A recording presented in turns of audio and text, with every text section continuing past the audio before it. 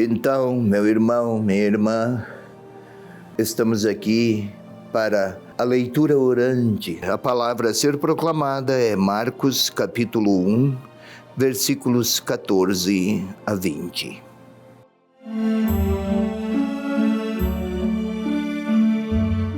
Não estou bem seguro, mas talvez seja já o 5º ano de leitura orante da palavra. Como corre veloz o tempo.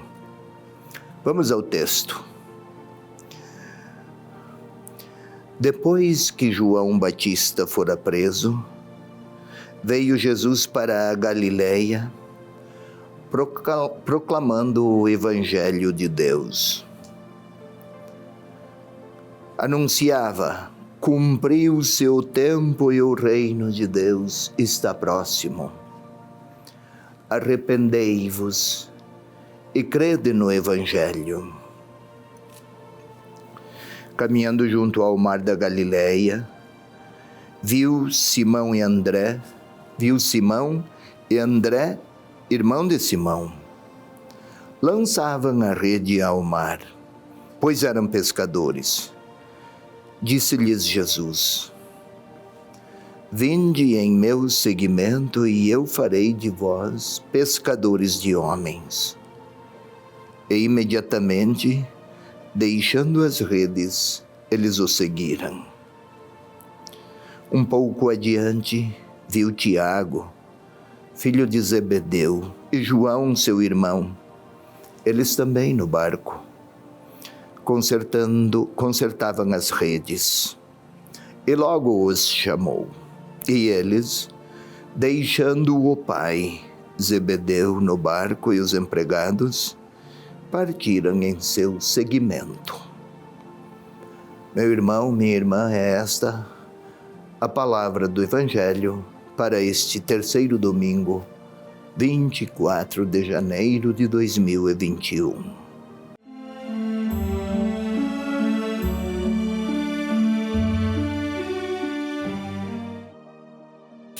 Vamos à explicação. Depois que João foi preso, veio Jesus para a Galileia, proclamando o Evangelho de Deus.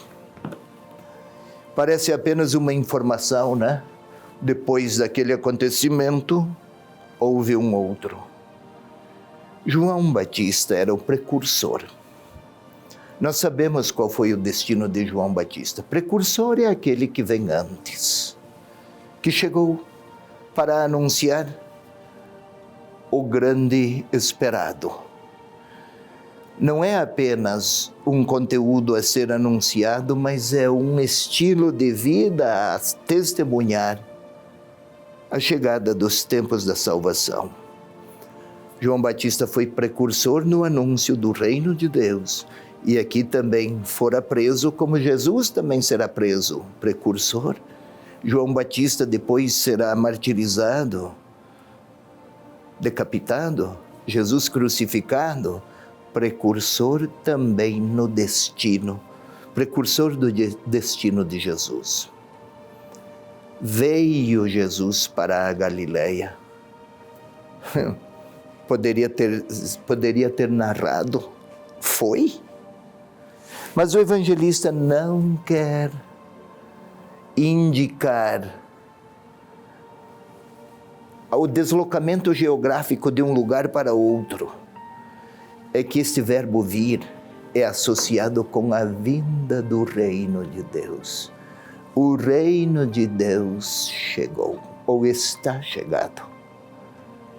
E ele chega quando Jesus começa a atuar. Vamos observá-lo aqui. Veio para a Galileia, veio para uma região, vimos nos domingos anteriores, muito problemática, repleta de contradições, de negações da verdade, de polarizações, muito comum hoje, de muitas diferenças, e essas diferenças eram como que fontes de inimizade. Quando não é Deus o rei, reinado de Deus, quando não é Ele a reinar, vão reinarão as contradições humanas. Esta era a Galileia. Veio para a Galileia proclamando o Evangelho de Deus. Eu gostaria, meu irmão, minha irmã, quase sempre falamos de Evangelho compreendendo como um livro. No tempo em que é Marcos aqui o evangelista, em que foi escrito o Evangelho, não se pensava em livro, mas sim em uma mensagem. Angelo, daí o nome Ângelo, desculpe, daí o nome Ângelo. Boa, Angelo, anúncio. Veio Jesus para a Galileia trazendo boas notícias da parte de Deus. É isso.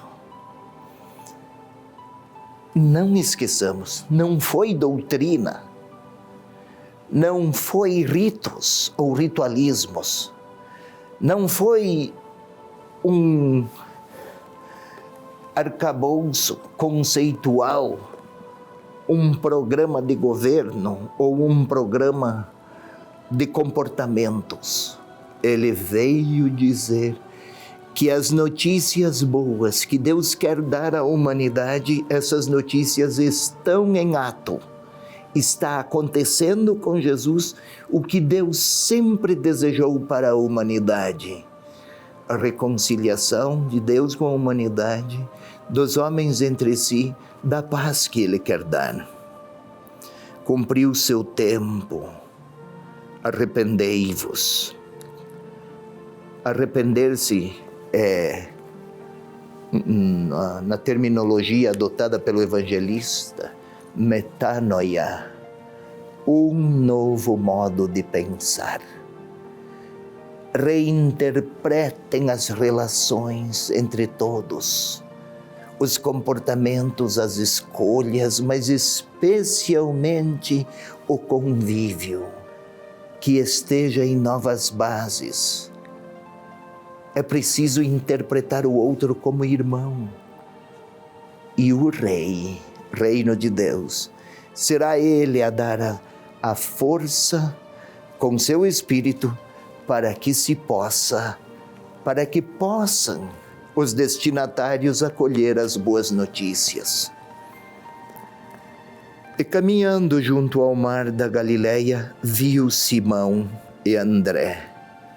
Não foi um passeio fortuito numa manhã e coincidentemente lá estavam aqueles dois. Não, depois outros dois. É o Filho de Deus que está à procura dos seus para anunciar notícias boas. E assim, André, Simão, lançavam a rede ao mar. Farei de vós pescadores de homens. Olha a mudança de vida. De pescador de peixe, uma profissão. Para pescadores de homens, uma missão. Pensava-se que lá no fundo do mar viviam as potências malignas. Pescar homens é tirar homens e mulheres, pessoas, do domínio do mal. Quem segue Jesus se torna apto a tirar do domínio dos egoísmos de toda ordem, pessoas que nesta atmosfera estão imersas. Venham comigo. Imediatamente deixando as redes, eles o seguiram. Deixar. Não é possível seguir Jesus sem deixar para trás tudo aquilo que nos distancia dele. Existem sim casos de pessoas que frequentam os templos com assiduidade, mas não mudam nada. Seria um segmento sem conversão. Não seria discipulado. Eles tiveram que deixar a profissão, o ofício. Aqui não se quer dizer que os profissionais abandonem sua profissão. Não, o evangelista não está intencionado a isso. Ele quer dizer, deixem para trás tudo o que os distancia de Deus. Na realidade é ser homem, ser mulher, continuar no seu ambiente de vida, de convivência, de profissão, de serviço, de relacionamento social. Mas tudo isso transfigurado pela amizade com Jesus Cristo. Todos esses âmbitos de convívio e relacionamento podem se tornar também âmbitos de domínio e de exploração. Caminhou mais um pouco, viu outros dois. Agora Tiago, filho de Zebedeu, e João, seu irmão. O mesmo. E aí eles deixaram o pai Zebedeu e partiram em seu seguimento.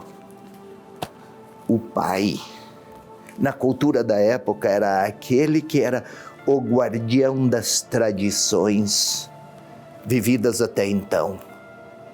Então superaram inclusive tradições. Se se tratasse de tradições que não aproximava Deus da pessoa e a pessoa de seu Deus. Mas vamos um pouco mais. O Pai também aqui transpõe-nos para o ambiente familiar dos afetos. Também aquelas formas de afetos que não nos mantêm próximos a Deus, também elas precisam ficar para trás para que seja o próprio Senhor a ocupar o espaço que lhe fora tomado. Vamos um pouco mais.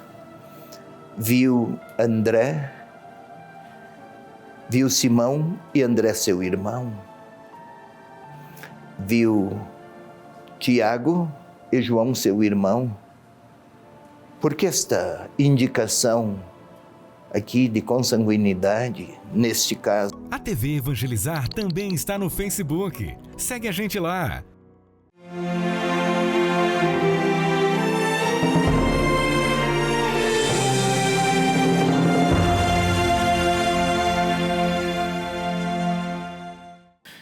Passemos agora à segunda parte da nossa leitura orante.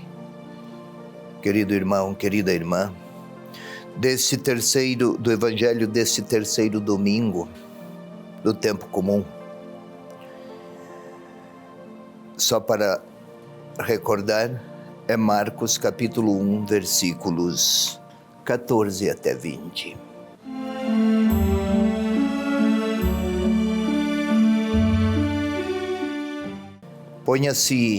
Ponhamos-nos, você aí, eu aqui. Ponhamos-nos numa condição que favoreça a interioridade. Somos bombardeados por imagens, sons, problemas. Tudo pode arrebatar-nos do encontro com o Senhor. Por isso a necessidade do silêncio interior, da composição da interioridade. Olhos fechados, por favor. Respirar lentamente. É o corpo, é com este corpo que vamos orar. Precisamos predispô-lo. Com muita simplicidade, tentemos sentir o ar que passa pelas narinas, segue pela garganta, chega aos pulmões. Os pulmões se inflam, mas depois também se recolhem e o ar sai.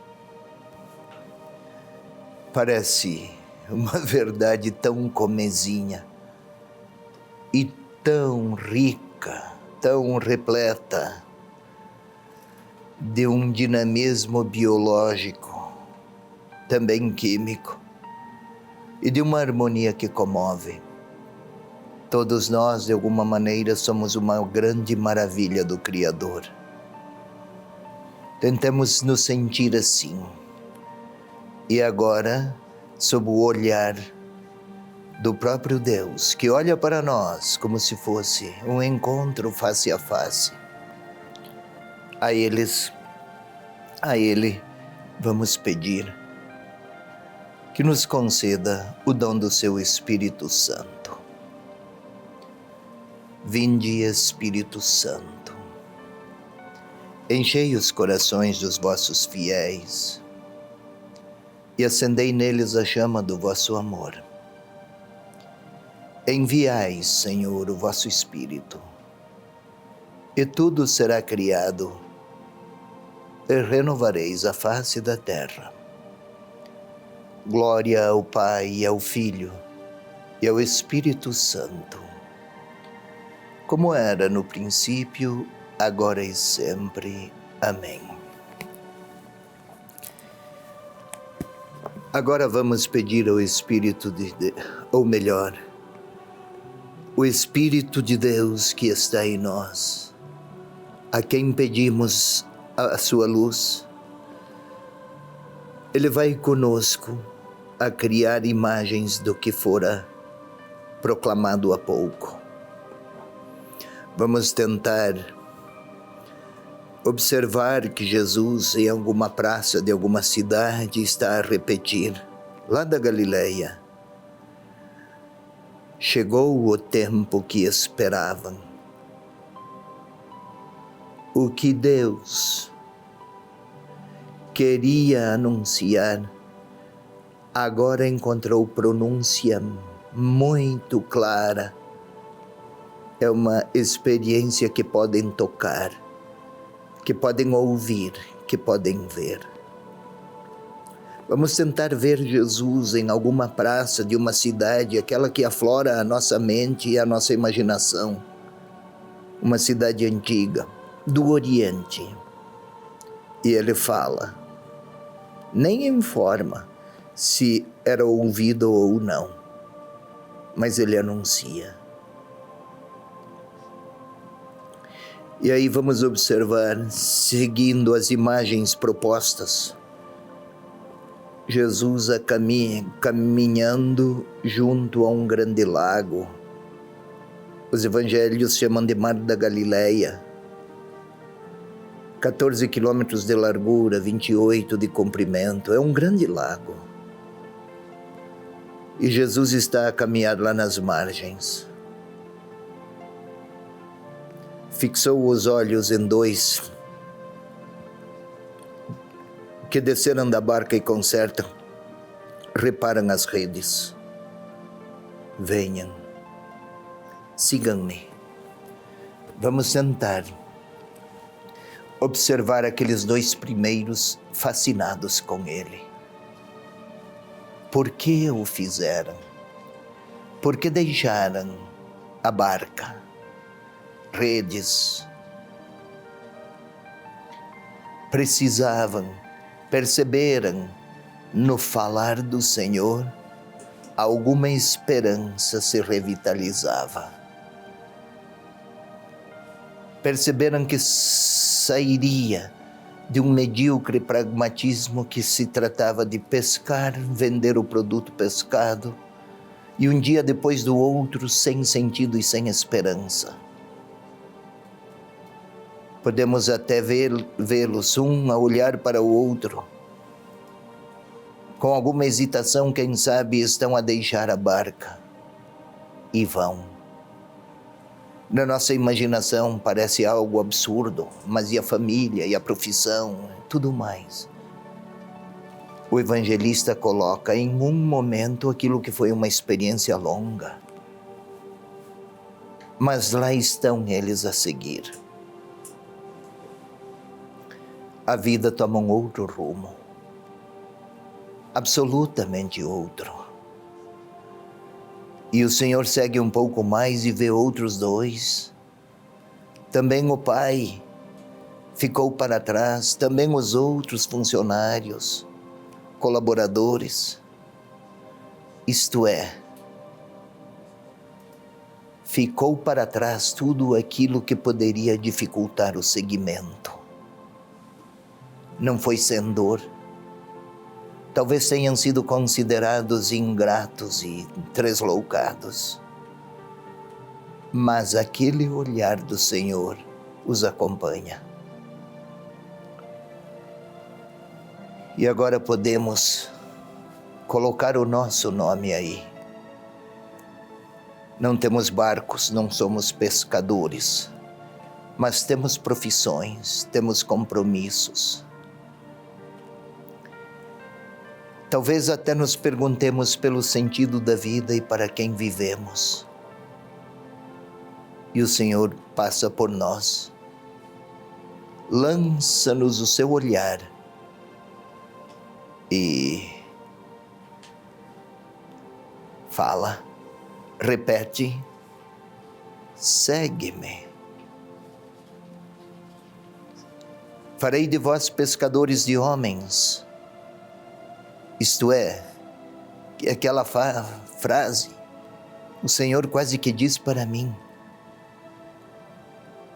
serás capaz de tirar pessoas do abismo, mas segue-me. Aqueles seguiram, deixaram barcos, deixaram redes. E talvez o convite do Senhor pede de mim que tudo o que me distancia dele deva ficar para trás.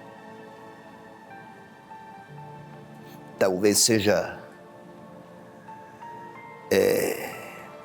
vínculos ou desejos quase doentios, patológicos de poder, de dinheiro, de consumo. Talvez esteja eu dominado por rancores. É até possível que eu tenha certos pensamentos que excluem pessoas, que suscitam raivas, que multiplicam os ódios, enfim.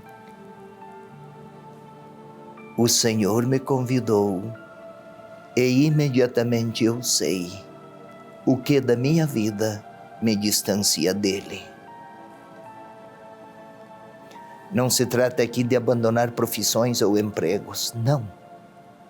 Mas de um cotidiano vivido de maneira vazia em termos de valores de fé, que seja transfigurado, que seja iluminado pela relação com Ele. E o Senhor olha para mim e continua a repetir o convite: segue-me. E eu quero falar ao Senhor. Posso até dizer que tem certas coisas que não consigo deixar. Certos dramas que fazem parte da minha vida e que ainda instigam-me a rancores e raivas e a hostilidades. É até possível que eu não tenha perdoado e a paz perdida atormenta as minhas relações e o Senhor continua a olhar para mim.